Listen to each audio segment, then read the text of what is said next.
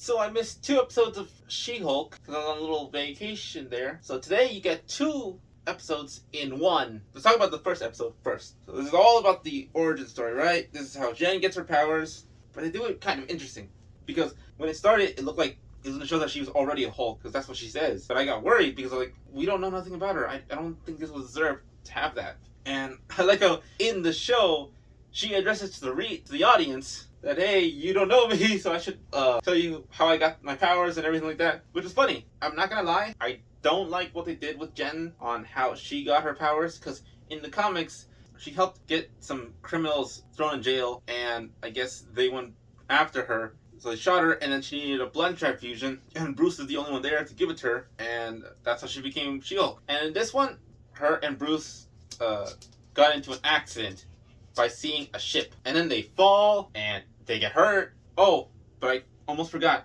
Apparently Bruce came up with a device that allows him to stay in human form, which then made me think, since I haven't seen anything yet like that, they're making superhero inhibitors. They could make superhero inhibitors by taking his design, it's a prototype, and allowing it to stop people with powers. Not sure if Marvel's already done that, not totally sure, but that device gets ripped off and blood comes out and Jen has a wound and it goes on her and boom, she gets turned into a Hulk. Which I understand if you don't want to do the mob story, since in this one Bruce's blood could literally kill you. Like blood, like Stan Lee, drink it, he died. And I'm not a huge fan of that way of doing the origin. Like maybe if the only way I can think about making it work is at least extending it, at least allowing it to fester, show progression, like not just boom, she already has the powers. But let's go on. She reverts back to Jen, doesn't know what happens, so she ends up in this like club, and she's all dirty. But I like this. These ladies decide to clean her up, make her all pretty and everything, even though she doesn't want it because she's all cool. But they help her out and everything like that. But then she gets outside, and these douchebags try to catcall her, and it's terrible, right? Terrible. But then she turns into the Hulk, and was about to murder them apparently because Bruce came in and stopped her and brought her to Mexico. Which, how does Bruce get to Mexico? And apparently he has his own little shack there where he learned to turn himself into Professor Hulk. Which I just have to say, so I can get this out of the way so I don't have to think about it later. Bruce, they butchered him so much by just not showing him become Professor Hulk, and also Hulk was not treated right. And I feel like the best way they could have fixed it was show that back and forth that he has with himself and Hulk, because he still has DID. At least I think he does in this show. I'll mention that later. But he just becomes it in those 5 years, and we don't see it. Again, I feel like if you were able to show that, like make a show of the 5 years during the live or something like that, of showing Bruce come to terms with that, that would have been nice. That's all we need. But it was nice seeing him there. So Bruce tries to help her with all the things he knows about being a Hulk, which is a very long time. He teaches her by almost killing her, and even she's like mad at him. And he tries to calm her down like a horse, which is funny. I just think it's his way trying to do what Natasha did for him. And then she talks to him with no problem. And he's like confused because like, oh my god, you don't have an altar in there. Which, like I said, I feel like that makes sense because in the comics, Bruce has DID from his father, because his father, when he was younger, abused him because he thought he was evil, he was too smart or something like that. I can't remember exactly why. But then killed his mom and tried to kill Bruce. Bruce got DID because of that and had Hulk as his way of coping with things. And when he got the gamma radiation, it allowed that altar to gain a body of his own. So that makes sense to me. So it makes sense that Jen doesn't have an altar because she doesn't have DID, dissociative identity disorder. And he's all surprised and all that stuff. And I like how she just kind of like accepts it. Doesn't accept it, but kind of like understands it a lot better than Bruce because she didn't have to fight with anyone for so long. He's jealous. But one thing that really weirds me out is that apparently Bruce got his arm healed by looking at Jen's DNA, and apparently her healing factor is better than his, which is complete BS, because we all know Bruce, as the Hulk, in the comics at least, could heal himself from a blood drop. That sounds insane, but he has. And also just a big mush. Like, okay, the only way I can find it okay is that he still has a better healing factor than Jen, but nope, apparently he has the worst, which just sucks. Because I really don't like it when they try to make the predecessor better than the original in that sense. And actually, that's what I want to say too. It's like, because later on it shows that their training, and I was worried because it showed that Jen threw something farther than him, but then immediately after it shows Bruce chug a rock all across wherever they are and probably killed someone.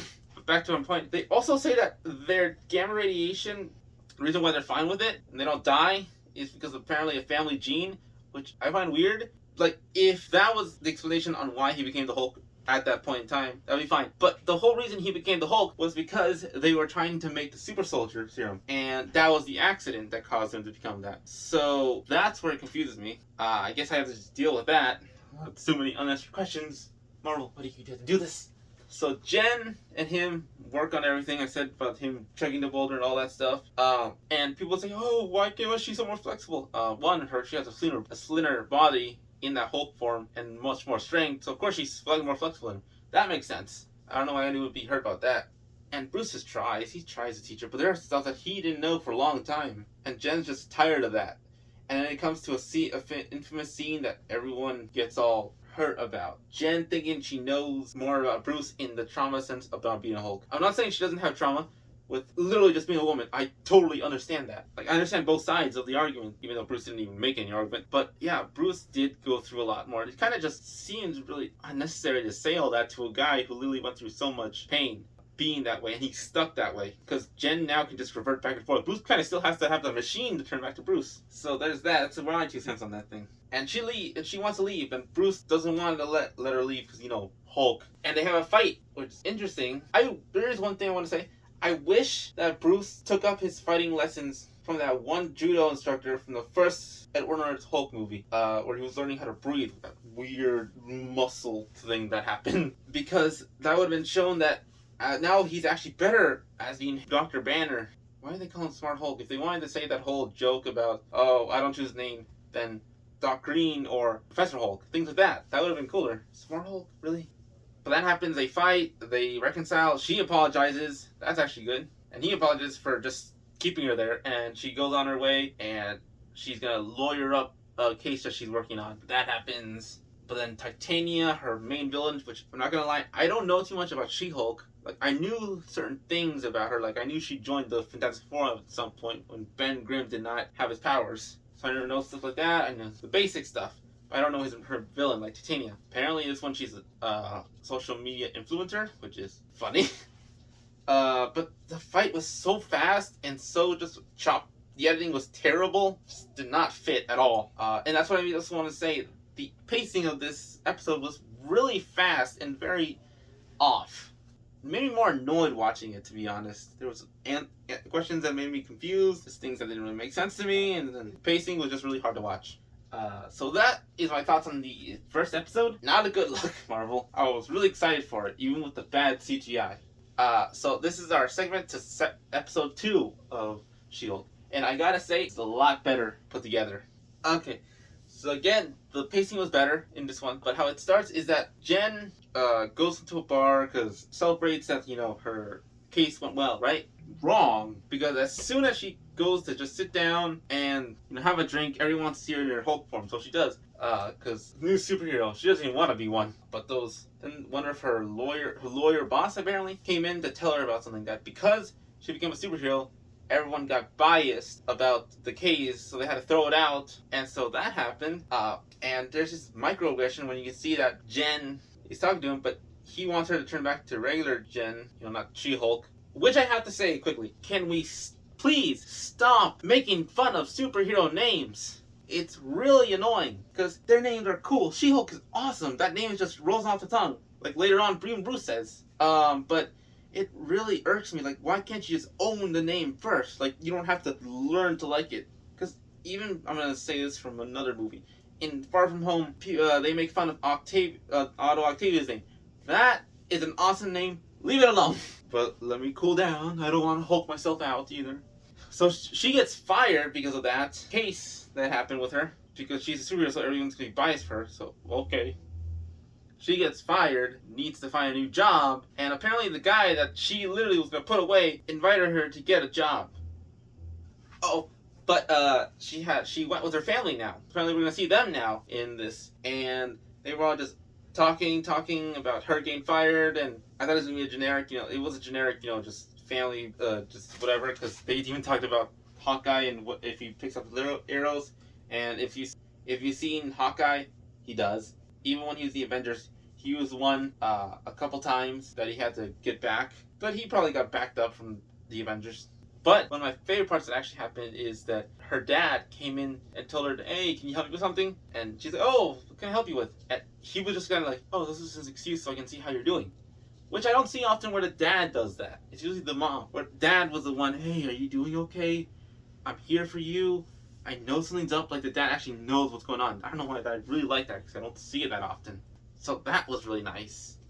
But then later on, that guy that she was going to put away until the case was dropped gave her a job, which I find kind of odd though, that Jennifer would go to get that job. Like even though she was having trouble looking for a job, she went to a guy that she literally was going to put away for for him being shady, hurting people, which I don't really get. And he wants her to be part of the division of superhero stuff, like, you know, legal stuff with that. Cool. And he only wants her to be in her Hulk form, which is interesting.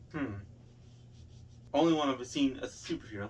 That seems not shady at all. Don't want to be seen great, And apparently her first case is Emil Blonsky? I'm not sure if I said the name right, because I always forget. The Abomination, which was awesome that we actually got to hear him again, or see him later on. And of course she's like, hey, this maniac almost killed my cousin. He's like, nah, you're fine. Okay, Mr. Shady Man, I will take your word for it. And she wants to talk to Bruce about it, which she does, and apparently he's fine with it because Bruce and Emil had to reconcile, which, okay. Hope that doesn't bite him in the A. But also, apparently, he's in that Starship cruiser from Sakaar. So, okay, we'll see what that happens there. So Jen gets a job. She goes to talk to Emil in a place that looks like the Q, which is another supervillain prison, which was very interesting to see, even though it doesn't actually look like a Q. But that was actually really cool. Like he said something, Emil said something that I didn't think about, that I don't think a lot of people thought about. Because, you know, he was just the Hulk, right? And he was all angry. He was experimented by the government to get super soldier serum, which is interesting to think about. He has super soldier serum. And Hulk was the enemy, so of course he was going after him. But then he got the Abomination thing because he wanted more power. But you don't think that the super soldier serum was kind of messing with him? Because it looked like it was. Because we seen in the original Hulk movie that it was messing with his body too. Then when he got into the Abomination, he got crazy. So it makes sense. So this kind of case said something that I didn't think about. I don't think a lot of people thought about. That the Abomination probably wasn't in his right headspace. He was probably just going crazy. And how the government failed him. Interesting thing to say. But you always gotta be cautious with him. I don't trust him supervillains that can still have their powers. And so Jen has to try to defend him. One thing I do want to say about, you know, Bruce going to space. Not about him going to space, but when he went to call her, how the hell does he use that phone without breaking it? Like, what is it, like holding like a toothpick without breaking it like that? Or what is it, like it's slightly that? I just wanted to say that. It's just something that I wanted to say because it's really bothered me. So she is going to try to show that Emil was innocent in that it wasn't him actually doing all that stuff. It was, you know, him going crazy. And it looks solid, right? She's got it, right? But then it shows that Emil was in that fighting ring in Shang-Chi, which, that kind of just messes up her case. That'd be interesting on how she's going to fix that. And then that post-credits, he was funny. Her parents were just asking for help. And that was nice. So that was my thoughts on the second episode, which were better than the first. It actually had a good mystery at the end for us to want to watch the next episode. Overall, my thoughts on She-Hulk is undecisive. I didn't really like the first episode. Kind of rushed. The origin was meh. But the second one, I had more hopes with. I had laughs. I just liked a lot of things about it. So those are my thoughts on the episode. What are your thoughts on the episode? Comment down below, letting me know. Tell me what you did and didn't like, because I always like to read those. Don't forget to subscribe and like this video. And I'll see everyone in the next video.